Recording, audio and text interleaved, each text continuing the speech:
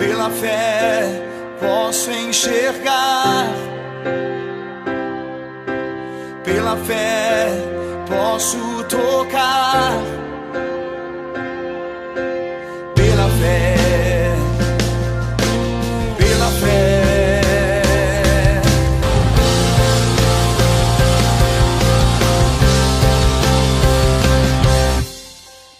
Muito bom dia, o programa Restaurando Vidas começa agora para levar até você uma palavra de fé, esperança e amor. Que essa sexta-feira seja uma sexta-feira firme para você e que você possa estar sobre a rocha que é Cristo Jesus. Você já recebeu uma palavra boa, mas que não era sincera? Você já recebeu uma palavra que você gostou, mas não era uma palavra com fundamentos e raízes no Evangelho? Muitas pessoas, elas querem ouvir aquilo que melhor vem ao seu coração, mas há algo excelente para a sua vida, que é o Evangelho. O Evangelho é a palavra de poder, o Evangelho é a palavra de cura, e você pode hoje viver alicerçado no Evangelho da Graça. Eu quero ler um versículo para você que se encontra em 1 Coríntios 1:18. Certamente, a palavra da cruz é loucura para os que se perdem, mas para nós que somos salvos, poder de Deus. Os salvos amam a palavra de Deus, os salvos entendem até mesmo as exortações do Senhor como poder para as suas vidas, como um cuidado de Deus. Deus te ama e Ele quer cuidar de você.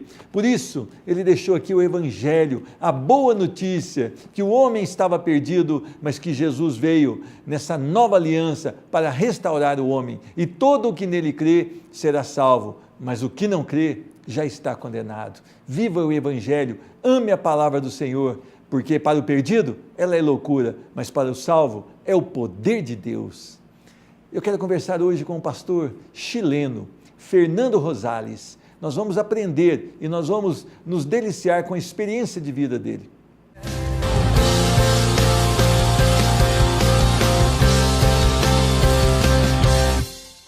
Receba no programa Restaurando Vidas hoje, diretamente do Chile, pastor Fernando Rosales, a paz do Senhor, seja bem-vindo. Muito obrigado, amado pastor.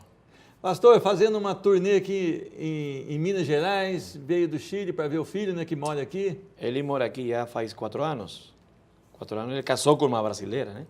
Mas ele casou numa dessas cruzadas que o senhor veio fazer. A gente veio para pregar num congresso de jovens lá em Borda da Mata. Lá em Borda da Mata. Aí ele conheceu aquela menina, gostou dela, se apaixonou por ela e ela por ele.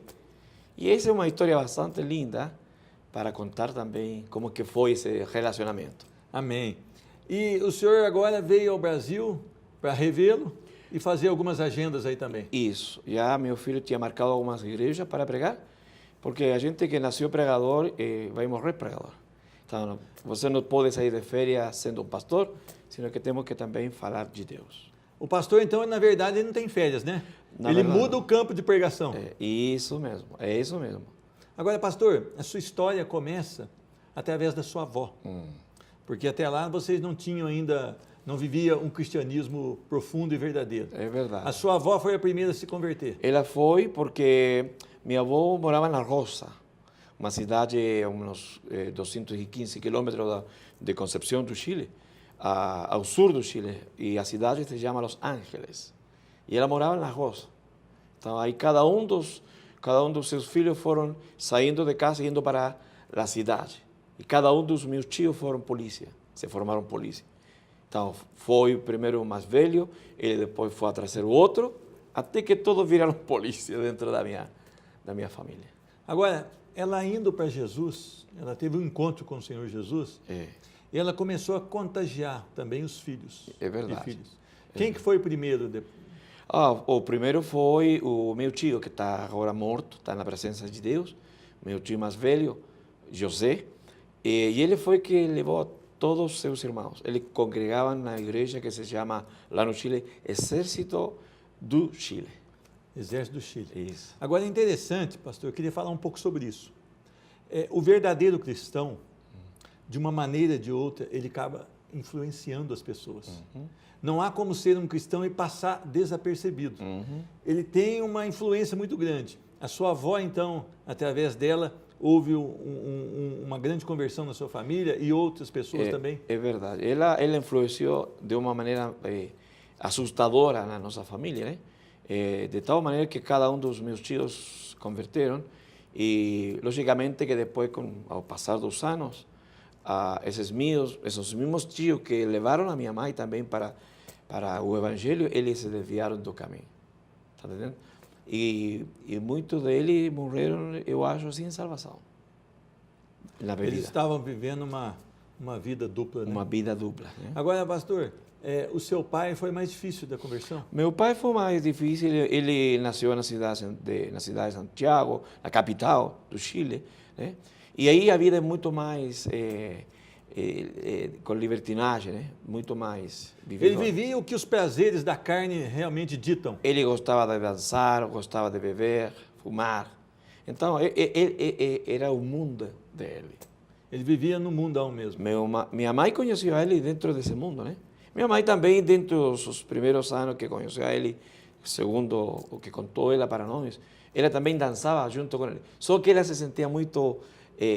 constrangida. Isto. O Espírito Santo tocava.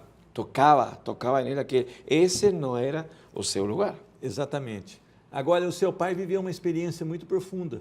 Meu pai. Ele esteve preso. Isso. Ele foi preso por algumas coisas que ele fez de errado, né? E ele, dentro da cadeia, ele pegou o terremoto do ano 1960. Esse terremoto matou muita gente? Muita gente, porque também ao sul do Chile o mar saiu. Ou seja, virou tsunami, e mataram, invadiu a costa. Invadiu as costas, a terra baixou também do nível, então o mar invadiu. E o meu pai estava dentro da cadeia nesse momento. E houve alguma mudança na vida dele? Na vida dele, depois disso, houve uma mudança, porque eu nasci no ano 1957. Então, nessa época, eu já tinha quase 3 anos. E minha mãe me levava no colo para ver a ele e visitar ele na cadeia. E eu di uma surpresa para ele quando minha mãe me levou no colo e me deixou no chão. E eu comecei a engatinhar e a caminhar já quase de pé para... E ele viu o senhor andar Ele pela me primeira viu vez. e aí ele chorou, segundo o que contou minha mãe. Ele chorou. E daí para frente a vida dele mudou. E ele congregou depois juntamente com nós. Só que depois a vida dele também, eu acho que também isso vai servir para alguém que esteja ouvindo, esteja vendo esse programa. Ele mudou depois de vida, depois de que já nós somos 5 irmãos, 4 irmãos, contando o meu irmão mais velho que é pastor, mas ele é só irmão por parte da minha mãe, está entendendo? Então, meu pai congregava, ele depois virou missionário, entrou na Uruguaiana do Brasil, ele veio para pregar, voltou para o Chile, depois disso ele voltou a sair para a Argentina e nunca mais voltou para casa. Nunca mais voltou? Vocês não têm notícia dele? Nos abandonou e quando a gente foi para pregar no congresso lá na cidade de Neuquén com minha esposa, tratamos de procurar ele na polícia até que encontramos ele morando numa cidade chamada San Martín dos Andes. Mas ele não estava mais no Evangelho? Ele estava no Evangelho, só que ele estava com outra mulher que passou a pegar lá no sul do Chile e levou para a Argentina. E essa mulher já tinha morto há 11 anos. Ele não estava vivendo o Evangelho? Ele estava vivendo o Evangelho, um Evangelho entre aspas, né? O Evangelho que o mundão quer, né, mano? Esse Evangelho Raimundo, né? Que é um pé na igreja e um pé no mundo. Pé no mundo, é verdade. E isso tem acontecido muito aqui no Brasil também. As pessoas estão emocionadas com o Evangelho, mas não se decidiram verdadeiramente. As pessoas chegam, descem as águas, mas sem saber o que é Cristo morrendo por nós, o que é morrer com Cristo na cruz, o que é anular a si mesmo para viver. Lá no Chile também tem ocorrido isso? Está acontecendo o mesmo porque os valores do Evangelho têm se abaixado muito. Tá? A escada de valores tem se abaixado muito.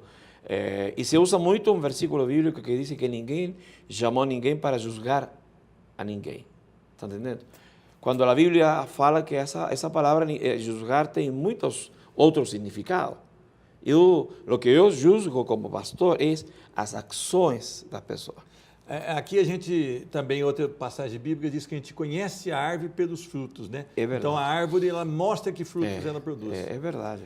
Agora, pastor, hoje nós vivemos então esse evangelho raso, que você pode todas as coisas, que você pode trazer para dentro da igreja as coisas do mundo. Como é que o senhor enxerga isso? Eu vejo um espírito, como a gente já falou em outra oportunidade, que o espírito da igreja, da Laodiceia, está se manifestando forte dentro das igrejas. Por quê? Porque diminuindo a escala de valores na igreja, todo mundo diz Deus é um Deus de segundas oportunidades. Como querendo dizer, não importa, vamos a morrer aqui e lá nos céus Ele vai julgar a gente de um modo distinto como o pastor, um irmão julga. Mas a Bíblia diz no livro de Hebreu, né, no capítulo 11, versículo 27, que está estabelecido que o homem morra uma vez só. Depois disso, o juízo. Então quer dizer que eles esperam Jesus que depois aceite tudo e que todo mundo vá para o céu. Isso não existe pela palavra. Não existe. Ele veio como Salvador, está como Salvador hoje, mas sua segunda vinda será como justo juiz. Muito distinta, muito diferente, né? É para separar mesmo o joio do trigo. Porque ele foi chamado na terra de um bom pastor, não de um pastor bom. É o mesmo que a gente fala e ensina, né? Existem os pais bons, mas também existe um bom pai, que é muito distinto. Um pai bom é como se fosse aquele velhinho que deixa que seus filhos façam o que quer. O que quer. O bom pai, ele sabe educar, ele sabe corrigir, ele sabe disciplinar. A disciplina está justamente para aqueles que somos chamados filhos de Deus. Aquele que leva uma vida dupla dentro do Evangelho e muitas vezes diz, como que não me acontece nada? Tenha cuidado, tem que tomar cuidado. Por quê? Porque a Bíblia diz que Deus disciplina aqueles que são seus filhos. Pode que essa pessoa não seja filho. Então Deus não disciplina porque não é filho. Não.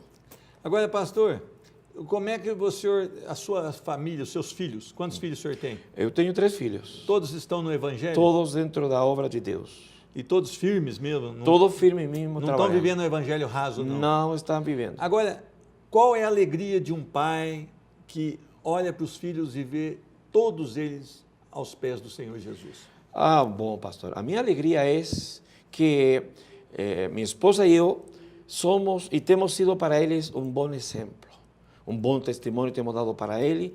Eles jamais têm visto nas nossas vidas fraquear, decair, nos momentos mais difíceis. Eu sempre falo no momento que a gente passou o tempo das vacas anoréxicas. Vacas magras. Magras, mas eu falo muito mais além, anoréxica.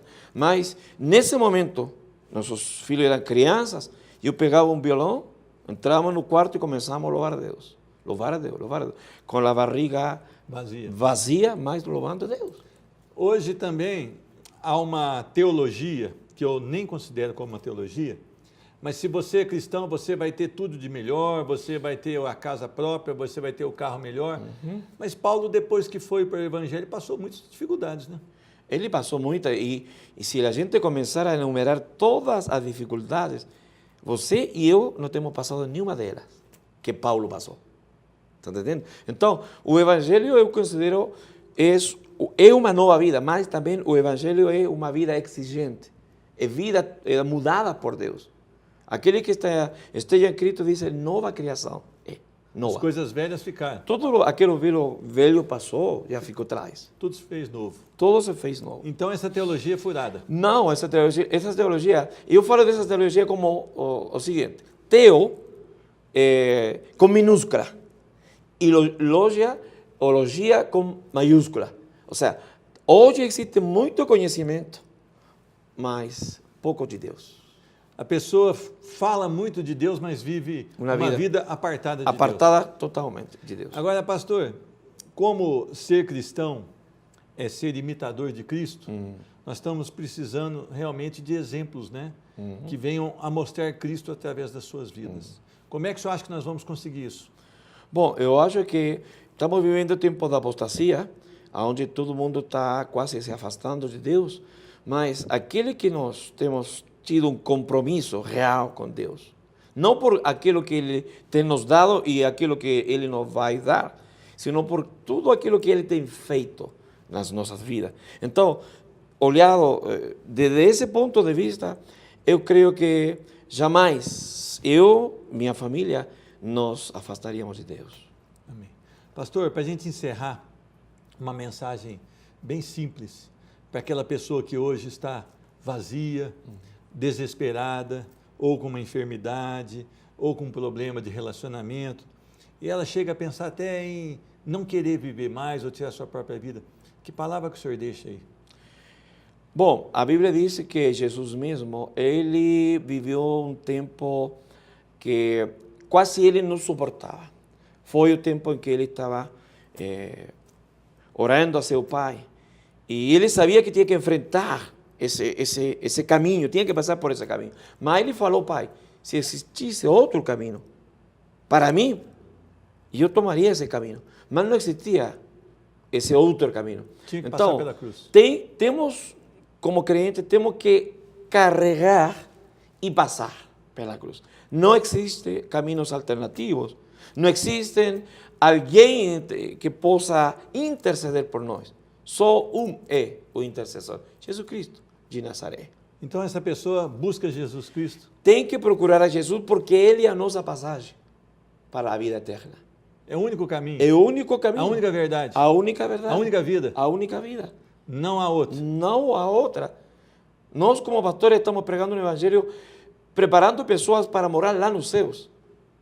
E aquelas outras novas teologias estão preparando pessoas para viver bem aqui na terra. Um tempo. Um tempo. Breve, né? Breve, mas nós sabemos que... Eu lembro sempre de um pastor velhinho que ele chegava à nossa igreja, eu era criança, e eu escutava muito a ele atentamente. Ele tinha, nesse tempo, já tinha 88 anos. E ele sempre, as primeiras palavras que eu falava, dizia, irmãos, eu posso fazer uma pergunta?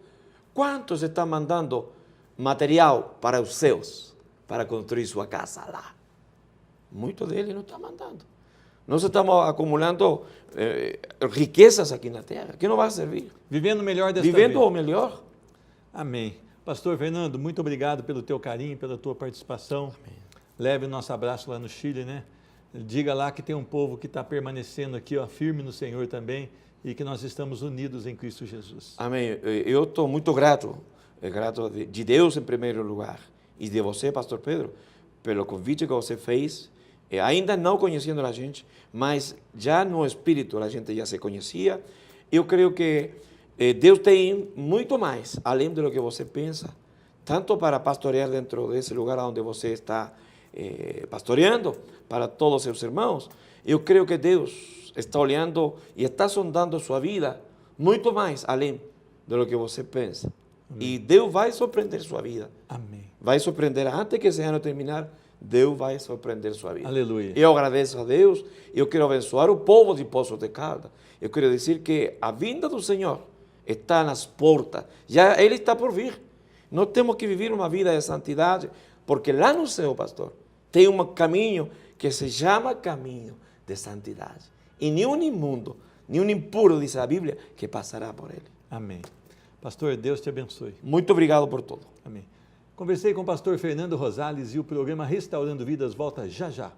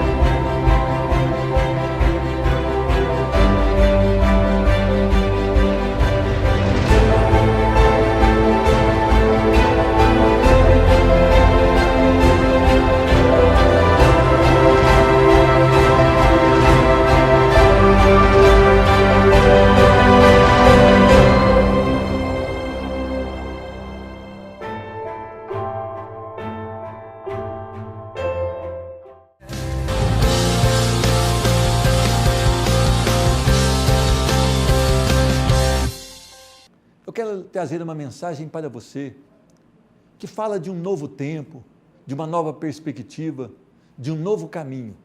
Muitas pessoas se encontram abatidas, cansadas, desanimadas com a vida, insatisfeitas com a sua existência, vazias, e hoje há uma oportunidade, diante da palavra do Senhor, de nós revermos algumas posições e talvez tomar uma grande decisão. Eu quero ler um texto que se encontra em Josué, capítulo 3, a partir do versículo de número 5. Disse Josué ao povo: santificai-vos, porque amanhã o Senhor fará maravilhas no meio de vós. E também falou aos sacerdotes, dizendo: levantai a arca da aliança e passai adiante do povo. Levou a aliança, foram andando o povo. Hoje começarei a engrandecer-te perante os olhos de todo Israel, para que saibam que, como fui para com Moisés, serei contigo. Tu, pois, ordenarás aos sacerdotes que levem a arca da aliança, dizendo: ao chegardes às bordas das águas do Jordão, pareis ali.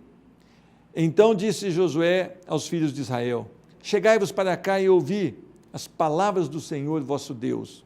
Disse mais Josué: nisto conhecereis que o Deus vivo está no meio de vós, e que de todo lançará de diante de vós os cananeus, os heteus, os heveus, os ferezeus, os girezeus, os amorreus e os jebuseus. Eis que a arca da aliança do Senhor de toda a terra passa o Jordão diante de vós. Tomai, pois, agora 12 pedras das tribos de Israel, uma de cada tribo, porque há de acontecer que, assim que as plantas dos pés dos sacerdotes que levam a arca do Senhor, o Senhor de toda a terra, pousem nas águas do Jordão, serão elas cortadas, a saber, as que vêm de cima, e se amontoarão.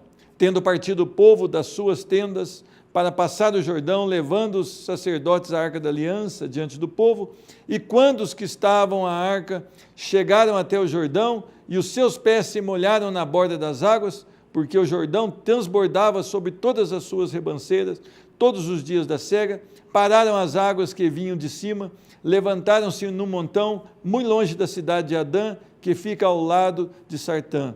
E eis que as que desciam do mar de Arabá, que é o mar salgado, foram de todas cortadas. Então passou o povo de fronte de Jericó. Amém? Vamos orar. Senhor Deus, muito obrigado pelo privilégio que temos da Tua Palavra. Que essa Palavra venha viva hoje nos corações, Senhor Deus, que possa trazer transformação que só o Senhor pode fazer. Tu és o caminho, a verdade e a vida, e além de Ti não há ninguém que possa nos conduzir à vida eterna. Faz um milagre através do programa Restaurando Vidas, em nome de Jesus. Amém. Todos nós queremos um novo tempo, um tempo de vitória nas nossas vidas. Todos nós queremos um tempo onde nós vamos encontrar realmente os nossos corações preenchidos, mas talvez você precise começar a trilhar um novo caminho. O povo então agora pisara na terra da promessa, ele estava ali por atravessar o Jordão, mas haviam de tomar algumas decisões muito importantes. Nós todos queremos promessas de Deus, mas talvez não queremos o caminho porque Deus espera por nós. E é interessante isso. Deus quer que você chegue nas promessas dele, mas Ele quer que você chegue da maneira dele e não da sua própria maneira. E a primeira palavra que eu encontro aqui nesse texto é que para ter um novo caminho, para ter um novo rumo na minha vida, um tempo especial, eu preciso estar em santidade. Não há como viver para Deus não me separando das coisas do mundo, não tomando a minha vida com seriedade dentro da palavra do Senhor. Santificai-vos, porque amanhã o Senhor fará maravilhas no meio de vós. É interessante que nós muitas vezes queremos desfrutar das bênçãos de Deus, do cuidado de Deus, mas não queremos viver em santidade. Não vai dar certo, não vai funcionar. A palavra de Deus diz: sede santos, porque eu sou santo. Separem-se das coisas do mundo. Você não pode viver o melhor do Evangelho e o melhor do mundo. É necessário que você tome algumas decisões ainda hoje. Separação. O mundo está tentando levar você para os prazeres da sua carne. O mundo está tentando levar você para a morte eterna. Mas Deus te chama esta manhã e diz: venha, que eu tenho um novo tempo para você. Para isso, santifique-se. Para isso, se separem e tenham a minha palavra como o alicerce da vida de vocês. E é interessante isso, que o povo então, eles tinham que ter também à frente a presença de Deus. A Arca da Aliança representava então a presença de Deus, sempre à frente. As pessoas querem tomar decisões por si, as pessoas querem andar por caminhos que agradam ao seu coração, mas não é bem assim. Eles tinham que ir atrás de quê? Da Arca da Aliança, atrás da presença do Senhor. A presença do Senhor garante que a nossa vida esteja em segurança. A presença do Senhor garante que no final do nosso projeto, quando ele está primeiro no coração de Deus, haverá o quê? Regozijo, gozo, alegria. Por isso, nós temos que viver baseados na presença do Senhor. Você tem vivido a presença do Senhor na sua vida? Deus tem se mostrado e se revelado a ti? Você tem na sua casa tudo aquilo que agrada ao Senhor? Tudo aquilo que você faz, tudo aquilo que você vê, tudo aquilo que você ouve, é para louvor e glória do Senhor? É interessante que muitas vezes nós queremos, Nós queremos andar em vitória, andar num caminho bom, mas não queremos a presença do Senhor. A presença do Senhor, ela inunda o coração de um cristão verdadeiro e ela leva esse cristão a andar segundo aquilo que Deus projeta. Você tem andado segundo aquilo que Deus sonha para você? Mas uma coisa que eu tenho de garantia é a vitória. Nisto conhecereis que o Deus vivo está no meio de vós. Vocês tirarão aqueles povos pagãos que habitam na terra. Se você se santificar, se você buscar a presença de Deus, você vai alcançar vitórias. O Senhor nos garante que a nossa vida aqui nessa terra pode ser uma vida de obstáculos, pode ser uma vida de problemas e dificuldades, mas que a nossa abundância vem do Senhor Jesus Cristo. Tem um texto que eu gosto muito de ler, reler, repetir. Agrada-te do Senhor e Ele satisfará os desejos do seu coração. Quando a nossa alegria é o Senhor, quando a nossa vida é o Senhor Jesus, é o Senhor Deus, nós realmente temos o nosso coração alegre e satisfeito. As pessoas, elas podem conseguir riquezas, elas podem conseguir bens, elas podem conseguir favor, mas só há uma maneira de o coração ser realmente alegre, quando Deus está dentro dele e quando Ele é o Senhor deste coração. Aí sim nós podemos declarar que temos a vitória. Uma pessoa que realmente ama Deus e que vive de acordo com o que Deus espera, ele é uma pessoa vitoriosa, ela é uma mulher vitoriosa e você precisa entender isso. As pessoas querem a vitória antes do compromisso. Deus te chama a um compromisso e te traz a vitória. E é interessante que essas pessoas então teriam que dar um passo pela fé. Quando aqueles sacerdotes que estavam com a arca tocassem ali a planta dos pés nas águas, há águas que repartiria para eles passarem em seco ali no Rio Jordão. E pela fé é que nós temos que caminhar. Quando o Senhor falar, vá por aqui, pode ir. Quando o Senhor falar, mude para lá, pode mudar. Se vem do Senhor, viva pela fé, que Ele sempre tem o melhor. Olha, Abraão, o exemplo de pai da fé, ele tinha sonho de ter um filho, ele tinha promessa de ter um filho, depois de 25 anos, Deus dá esse filho para ele, e quando esse filho estava numa idade aí juvenil, o Senhor requer esse filho dele e diz, olha, levanta amanhã e sacrifica teu filho.